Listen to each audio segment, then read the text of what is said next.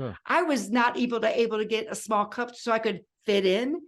And at that moment, I ran out of the movie theater. I'm crying, I'm sobbing. I got home that night, again, at 17 years old. And I said, okay, Tracy, you got two choices. You can be bitter or you can be better. What are you going to choose? That moment, my life changed. And I said, I am going to be to the Audacious Living Podcast, where we inspire and empower you to live your best audacious life ever. I'm thrilled to have you joining us today and taking time out of your day to explore new possibilities and embrace the audacious spirit within you.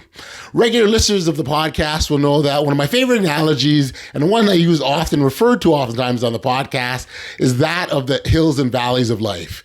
Imagine life as a challenging bike ride filled with these hills and valleys, which represent our life on a continuum. Just like the uphill struggles before, whizzing down exhilarating descents, our journey through life is a series of obstacles and triumphs.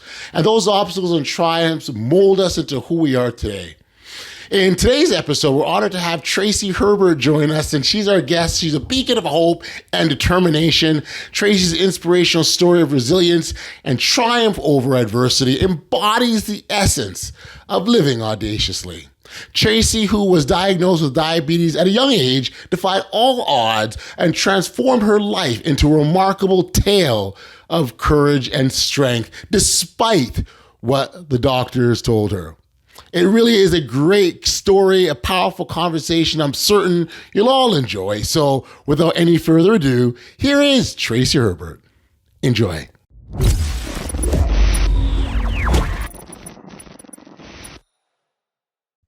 Hey, Tracy, thank you for joining me here today on the Audacious Living Podcast. It is such a pleasure to connect with you like this. Oh, it's going to be so much fun. Thanks for having me. Hey, fun is what we do here. It's all we know, nothing else.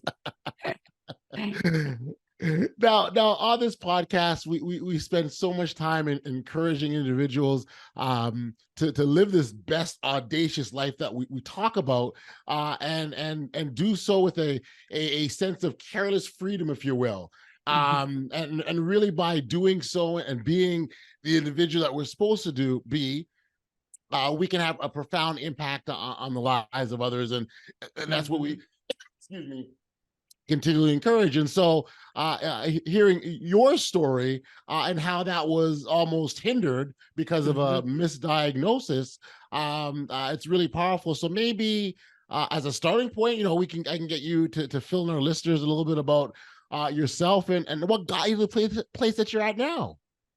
I tell you one thing, I'm so excited to share my story because it just shows that people don't always know what they're talking about. I was lying in a hospital bed at 17 years old, fighting for my life. And the doctor walks in. Again, I'd been in a coma probably about 2 or 3 days. I don't really exactly remember how long I was in my coma, but the doctor walks in when I was awake and he said, young lady, and he put his hands on his hips, which anyway, young lady, I never trust him with the hands on the hips. I gotta tell you. I'm like, okay. But anyway, he said, young lady, you've got juvenile diabetes. You're going to die in 20 years. You're going to die with horrible complications. You're going to go blind. You're going to have your legs amputated. You go on dialysis, and you're never going to be able to have any children. And he turned around, and while he was walking out of the hospital room, he said, oh, by the way, you got to take shots several times a day for the rest of your life because there's not a cure. And I'm laying in my bed thinking, what did he just say, first of all? And I was like, without any hope at all. And I was in the hospital for probably another 2 weeks and learning to give myself shots, doing everything I was supposed to be doing. But everybody kept saying the same thing. You're going to be dead in 20 years. You're going to die with horrible complications, never have kids. I mean, the whole entire thing.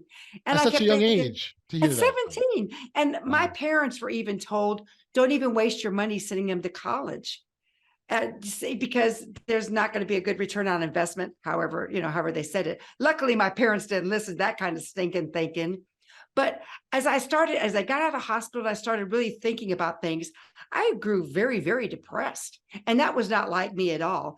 I was a huge athlete in high school, and I got kicked off my team because I was sick. I mean, all the things that you don't have to do today, I went through that, back in the mid 70s.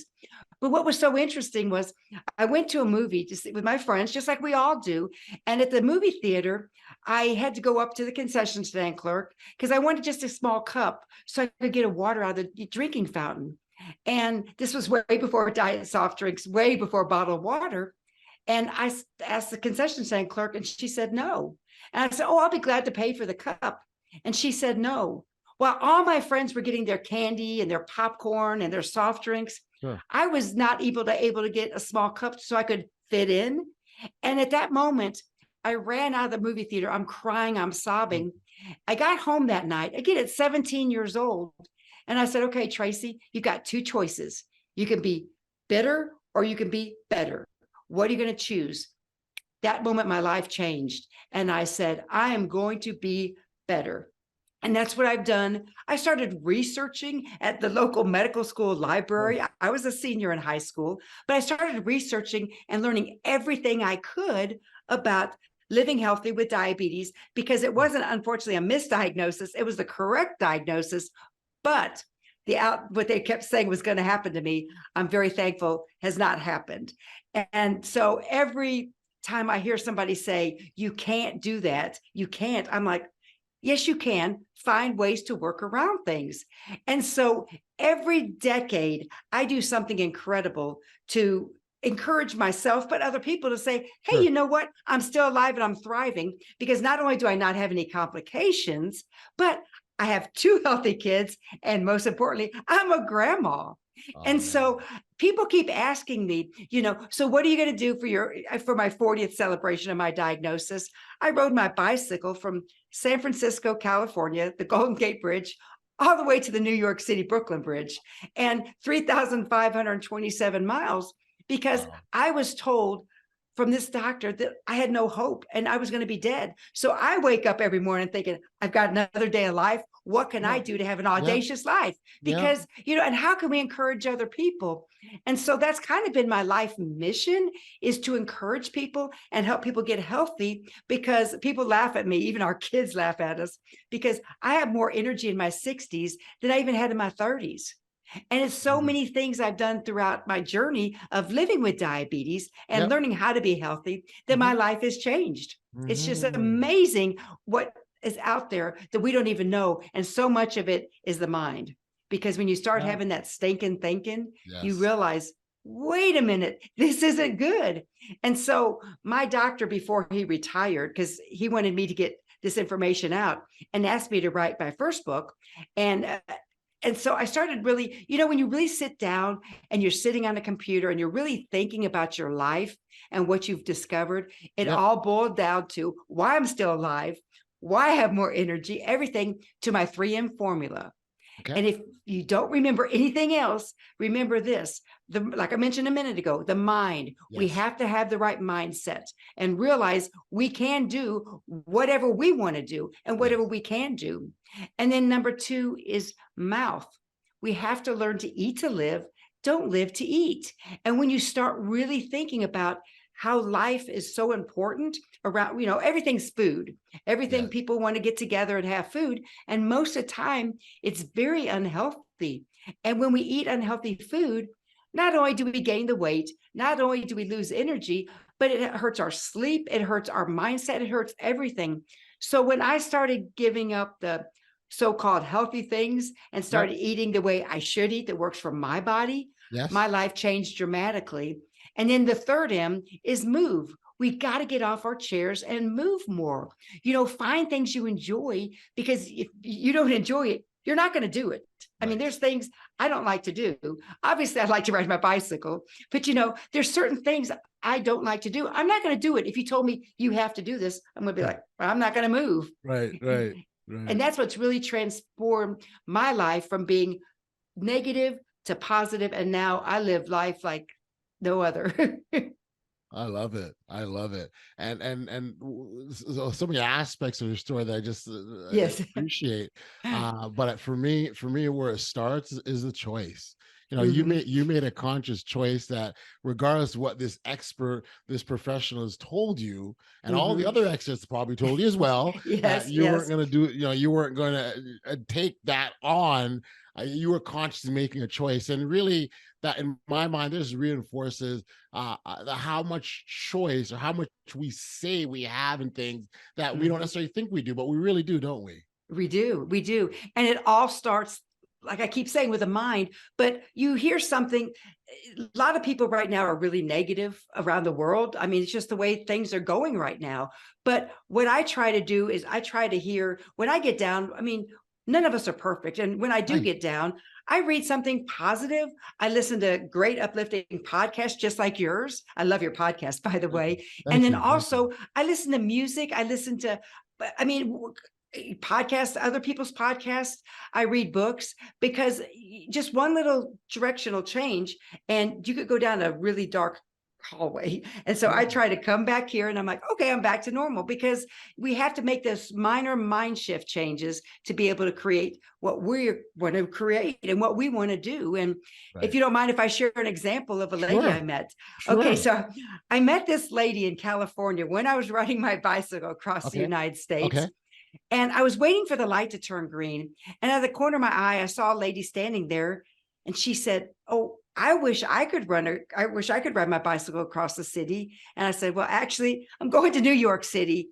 But I had that gut feeling. Okay, Tracy, go talk to her. So I got off my bicycle and I went over there, and she was at a bus stop. And she started sharing with me that she couldn't walk around the half a block to go to her house. She was waiting for her brother to pick her up. Okay. She was a sweet young lady, probably in her mid 30s, and Okay. she was morbidly obese. And she kept saying, all these negative things about everything in life. And so the health coach in me got off my bicycle, really started talking to her. And I said, "Well, could you walk next door?" "I can't."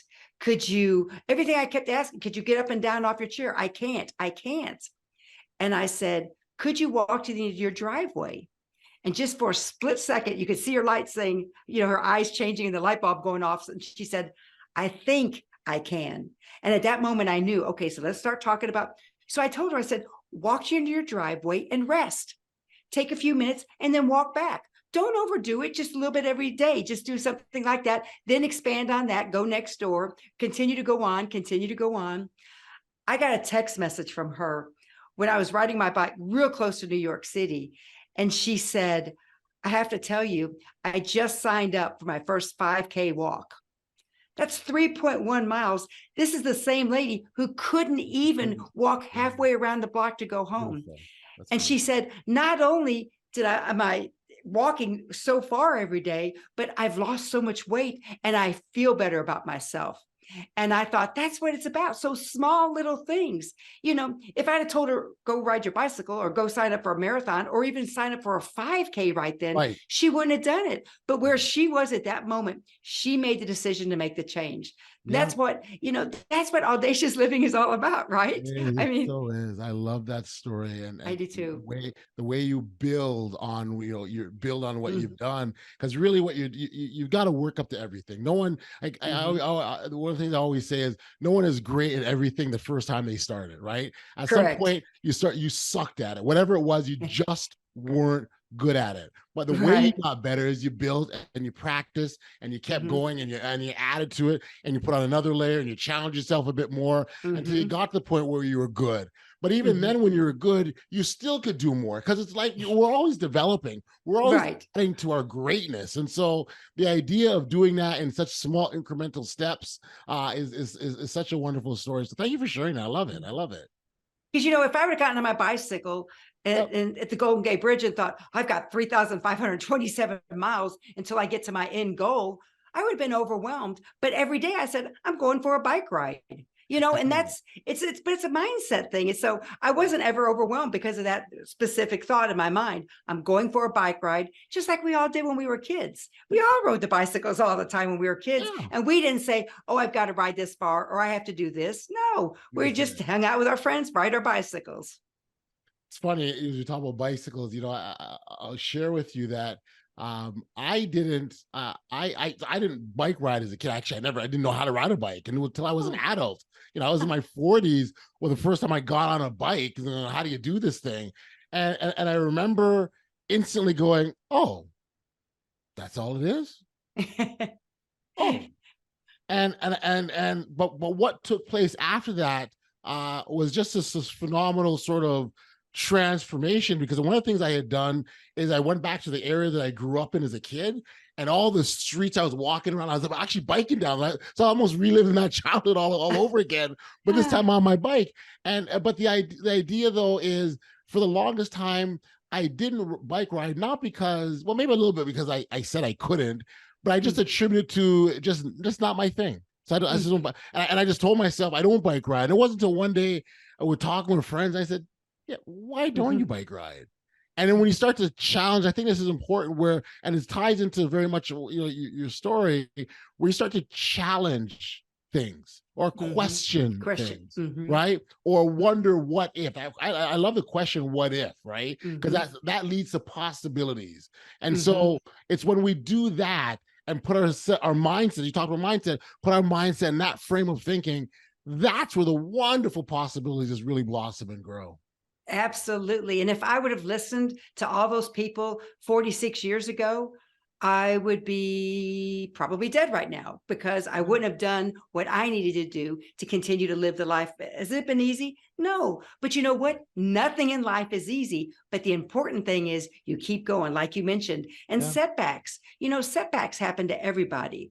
But how we respond to setbacks makes a huge difference. We could give up. No, that's stinking thinking. Or we can continue the next day, or even the next meal, or whatever that looks like for you. Sure. And so many people forget about the setbacks.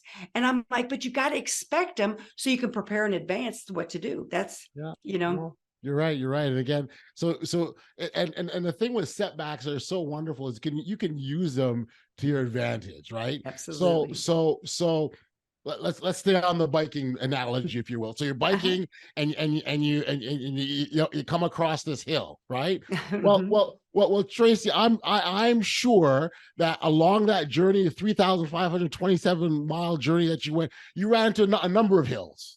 Oh yes, and mountains. Right, exactly. Yes. And so just imagine, you get halfway through that journey and you come across another hill. Well, you just ran through hundreds of others. What's one more, right? That's sort of, and that's how we can build that momentum. I love talking about momentum, because it almost like you're taking stock of your wins and your successes, and what you do is, and when you get in that self-talk, well, I did this before, why can't I do it again? So I just love that. I just love it.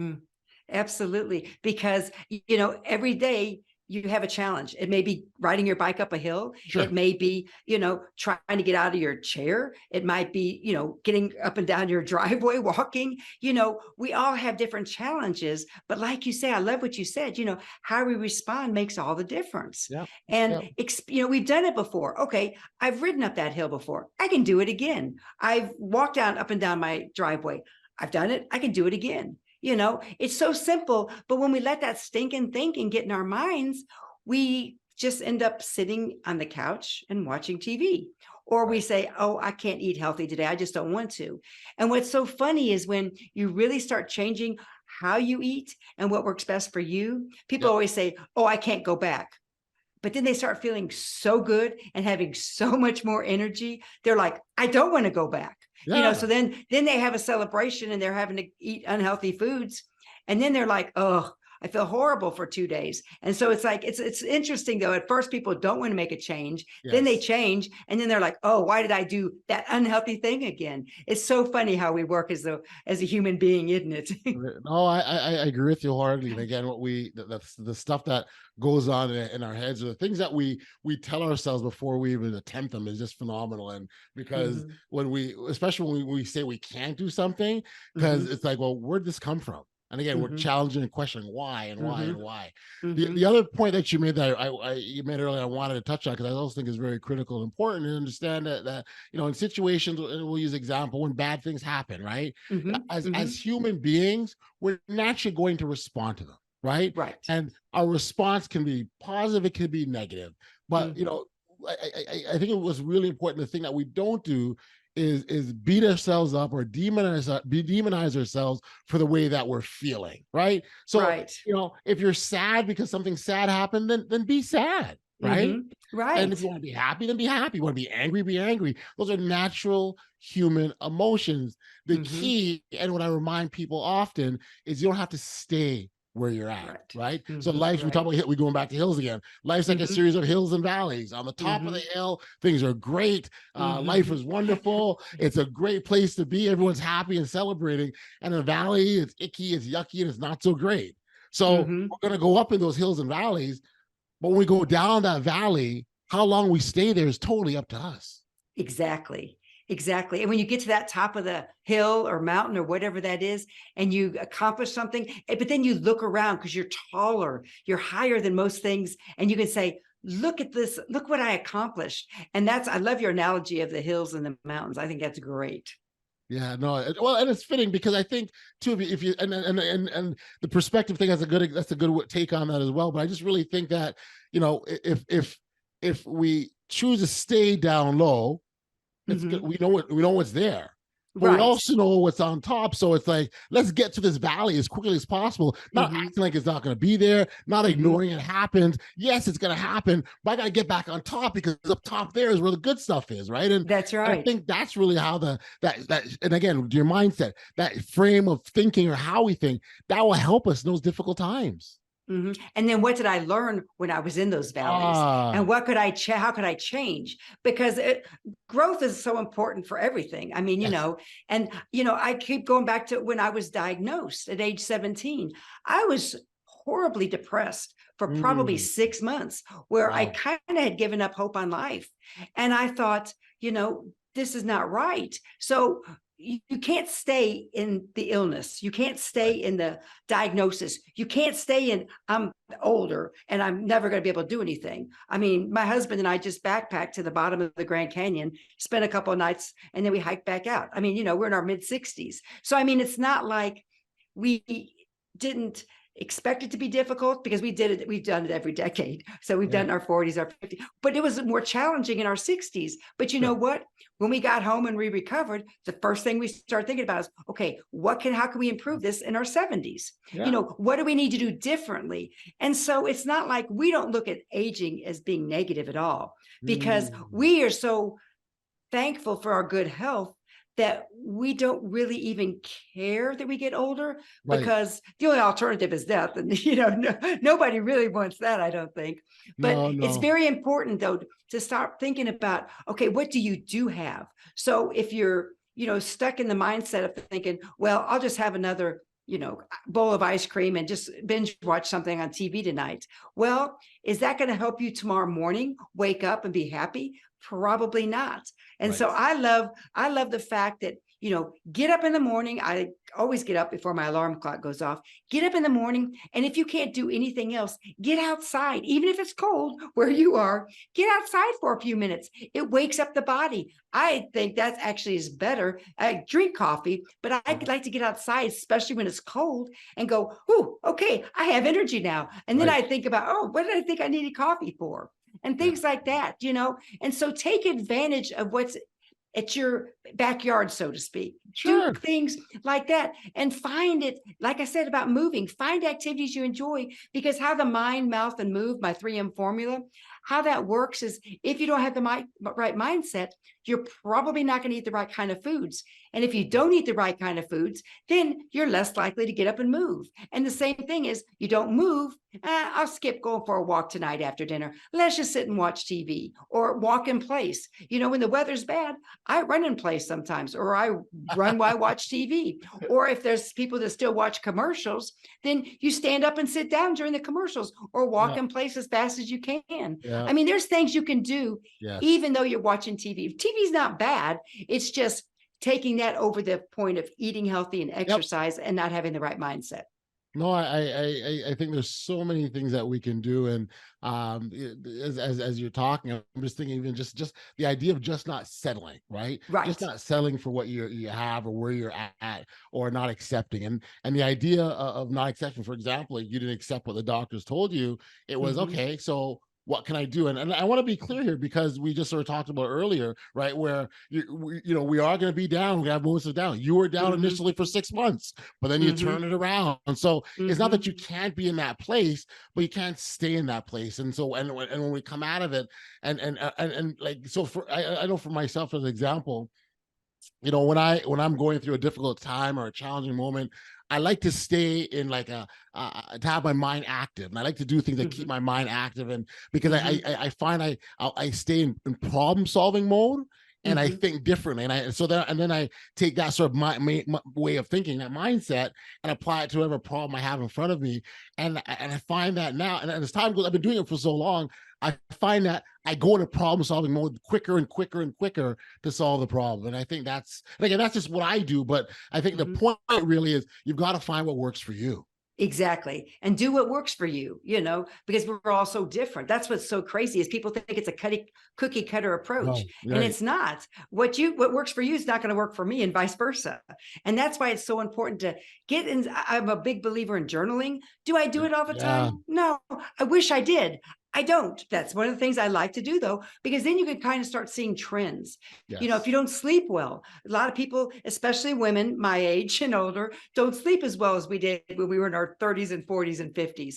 But what's important is when you kind of journal and write things down, then you start seeing, oh, maybe there's a connection. Maybe it was too Mm. heavy of a meal, or maybe I ate something I shouldn't have eaten, or had a lot of caffeine at 2 o'clock or 3 o'clock in the afternoon. So journaling is important, but not just for food and not just for exercise, but what's Gotcha. going on inside, especially inside the mind, because our mind can either really help us or it can really hurt us. Yes. But we get to choose.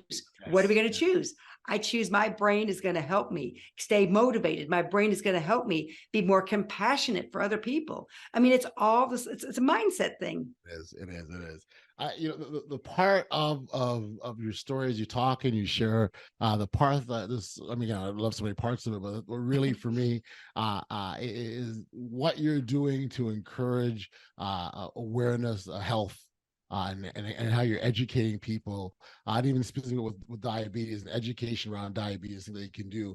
You did it for yourself, but then you're taking and giving it to others, and that for me is a part of these lessons that we learn are the best. That we can take them, we absorb them, we process them, and we give them to other people and help them on their own personal journey.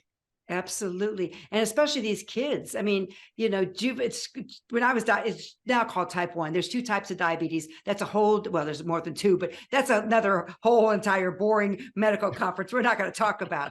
But the kind that I get, that typically happens when you're a child. Not always. More and more adults are being diagnosed also with type 1 diabetes, but you have to instantly start taking shots, because without insulin, you die.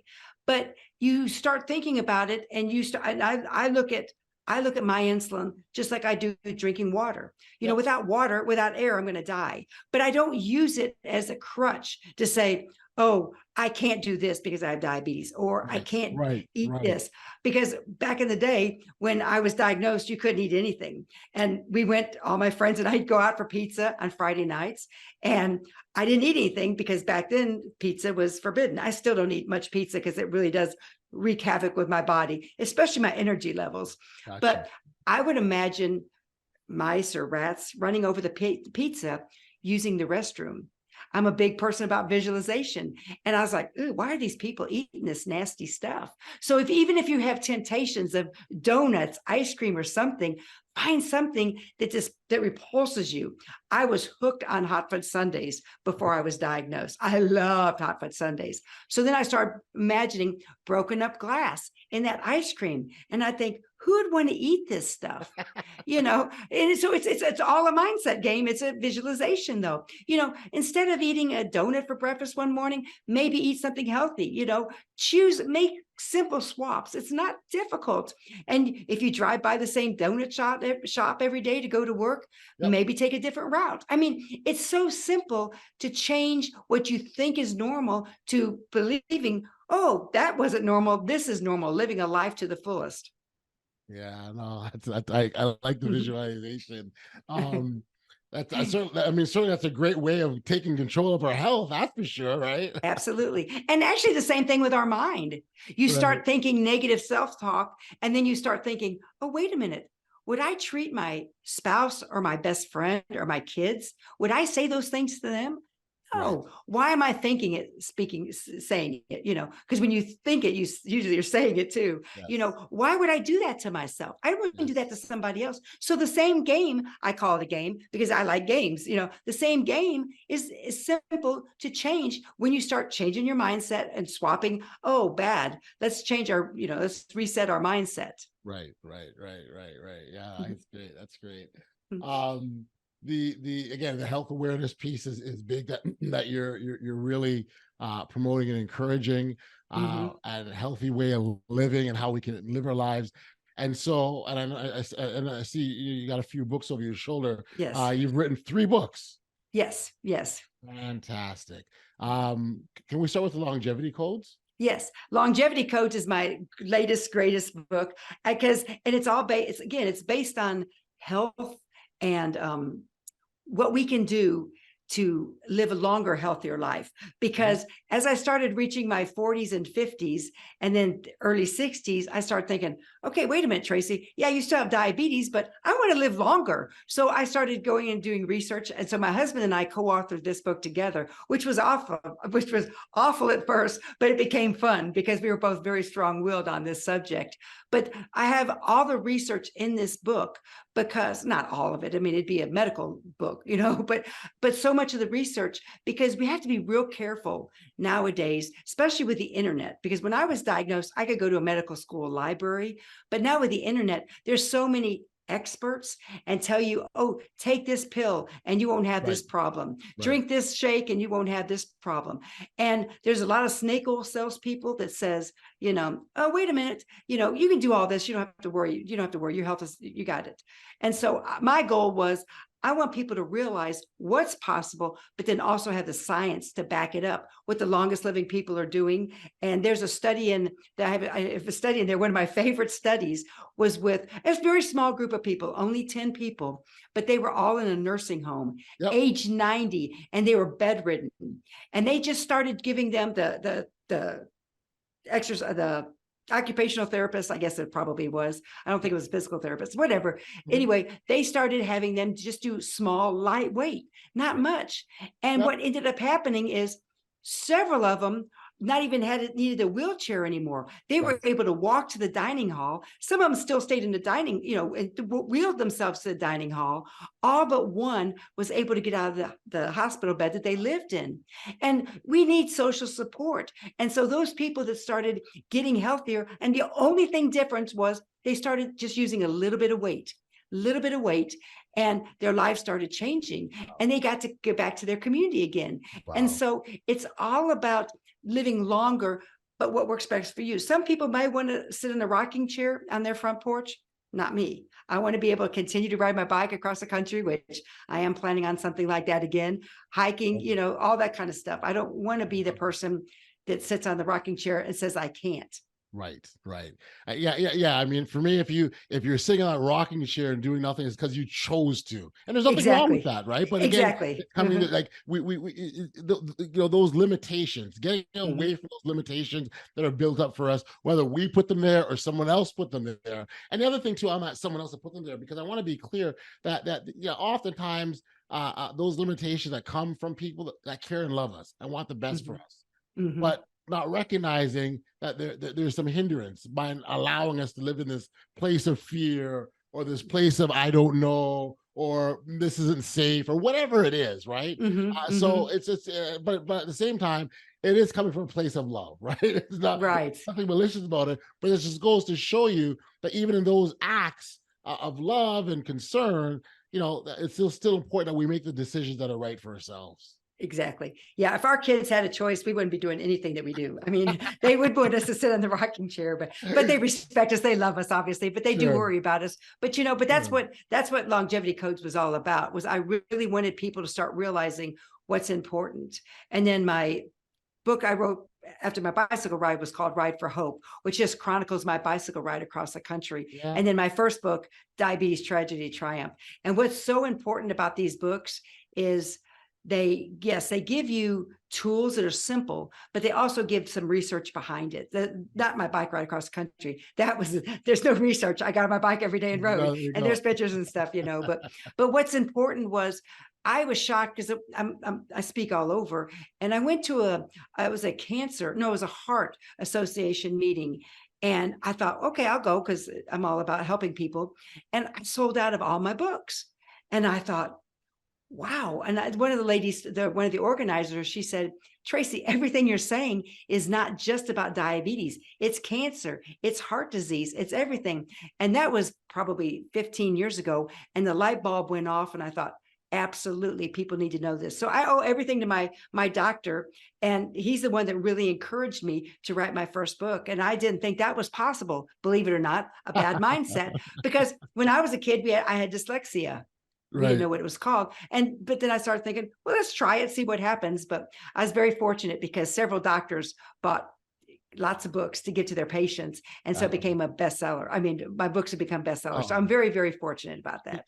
Congratulations, Tracy. It's such Thank a you. wonderful journey that you've been on, literally and figuratively, because it's making such a difference to so many people. And the last thing I want to ask you about before we get out of here is just the idea of around instilling hope. Hope is such a beautiful thing because it can get us through the most treacherous of terrains. It can get us past the most insurmountable obstacles, if you will. But there has to be hope. I wonder if you could talk about the significance of hope in our lives. Well, without hope, we have nothing. And what's interesting is so many people want to blame my original doctor in the hospital and all the hospital staff by saying, oh, that was the worst bedside manner. Well, it may have been, but it was the best thing that could have happened to me. Like we say, we're all different. And so he walked out of that hospital room, and I had no hope, zero hope. And so every day you develop a little bit more hope. And as long as we have breath, we have hope. And that's why I always say everything is without hope, we have nothing. And then I always end all my podcasts, don't lose hope. Don't lose hope, because if we lose hope, it's pretty hard to gain it back, but not impossible. It's just a mind shift changes. But without hope, we don't have the mindset to get up. We don't have the energy to get up. And we just think life is over or whatever the situation is. And so without hope, it just makes me so sad, because I know so many people that have no hope. And they really don't have anything wrong with them, except they're getting older and they just hurt all over and everything. And that's they don't have hope. And so I'm always trying to encourage people to have hope. And that's why my bicycle ride, I just was doing it to celebrate 40 years of living successfully with diabetes. But as I started riding my bike, I was getting messages. I did a lot of TV appearances, but I did TV appearances after my first book came out also, which I had a lot of connections. But what was so interesting was like day 4, 5, 6 of my ride, I received a message from a mom. And she said, my 6-year-old daughter is super excited about your bike ride. She has diabetes. She's had it for 2 years. And she said, she has no hope. She thinks her life is over. And so the mom went out and bought a map of the United States. This little girl cut out a picture of a bicycle and cut out a picture of my head. And then she tracked my journey on her little map across the United States. Oh, and I thought, without hope, we have nothing. So that kind of stuff. So the ride became more about providing hope for everybody, not just kids with diabetes, not just people that are sick or overweight or need hope, but just everybody I would meet. A lady stopped she was blocking traffic. It was in a construction zone when I was riding my bike, and she stopped traffic, because we had to wait for our turn. And she and I talked for a couple of minutes, and she was talking about like 2 or 3 months prior to that, she felt like her life was over. She didn't use the word she wanted to take her life, but I kind of got that in, I just kind of had that gut instinct that she did. Understood. Anyway, sweet lady. But then she started saying, I like the idea you're talking about hope, because she said, what are you doing? I said, well, I'm writing for hope. Anyway, but she gave me her last bottle of water out of her cooler. And I said, oh, you can't do that. She said, no, because you got to provide hope for everybody. And I thought, that still gives me goosebumps. So those kind of things, but without hope, we have nothing. And I don't ever want to be without hope. Man, powerful story. Thank you for sharing that one. That was another great story. And you're right. Mhm. Hope has a tremendous significance in the role it can play in our lives when things get dark or when things get uncertain or bumpy. Yep. It's that hope or and Mhm. that belief that we can get to the other side. Like I oftentimes use an analogy, on our pathway of life. The boulder. We're gonna run into boulders that are gonna block our path. And Mhm. the onus is on us to find a way to get past that boulder, whether we go up, over, around, or through, or underneath, whatever. But we get to Mhm. the other side of that boulder because that's where all the greatness and the wonderful things lie waiting for us. But we got to get through that and hope that we can get on the other side. And so that's a great, great story. Tracy, this has been awesome. I really appreciate the time like this and sharing the manner that you have. If our listeners wanted to connect with you or learn more about you or pick up a copy of one of your three wonderful books, where can we send them? Well, come to my website, tracyherbert.com. That's TracyHerbert.com. And I have lots of free resources on there also. Okay. And, if somebody's struggling, they can reach out to me and I'll be glad to get on a Zoom call with them and maybe give them a Oh, few wonderful. pointers or provide hope because there's a lot of people that need hope. I never shut the door on anybody and it's free. I do that. I mean, obviously not my coaching, but I will offer that for people just to Sure. find out, maybe give them a little nugget here, try this, do this and see what works out. But I've got lots of free resources because again, without hope, we have nothing. And I Wow. really don't want people to following that spiral, downhill spiral, thinking I can't do something. Wow. So powerful. Tracy, this has just been incredibly awesome. Thank you for the time. Congratulations on your wonderful journey. And again, thank you and keep going. Keep going. Thank you so much and keep watching for me because I may be doing something epic again soon. All right, that sounds good. Be well, Tracy. Thank you, you too.